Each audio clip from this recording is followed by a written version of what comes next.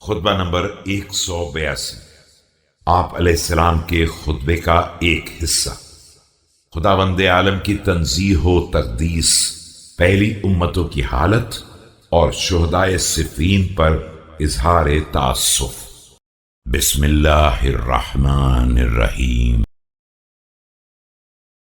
روي عن نوف البكالي قال: خطبنا بهذه الخطبة أمير المؤمنين علي عليه السلام بالكوفة، وهو قائم على حجارة نصبها له جعدة بن هبيرة المخزومي۔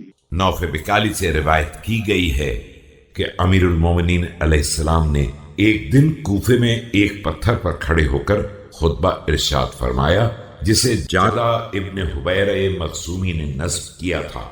وعليه مدرعة من صوف وحمائل سيفه ليف وفي رجليه نعلان من ليف وكأن جبينه ثفنة بعير، فقال عليه السلام، اور اس وقت آپ علیہ السلام اون کا ایک جبہ پہنے ہوئے تھے اور آپ علیہ السلام کی تلوار کا پرتلہ بھی لیف خرما کا تھا اور پیروں میں لیف خرمائی کی جوتیاں تھیں۔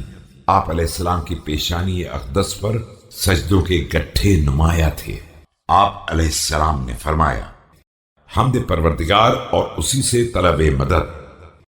الحمد لله الذي إليه مصائر الخلق وعواقب الأمر، نحمده على عظيم إحسانه ونير برهانه ونوامي فضله وامتنانه، حمدا يكون لحقه قضاء ولشكره أداء وإلى ثوابه مقربا۔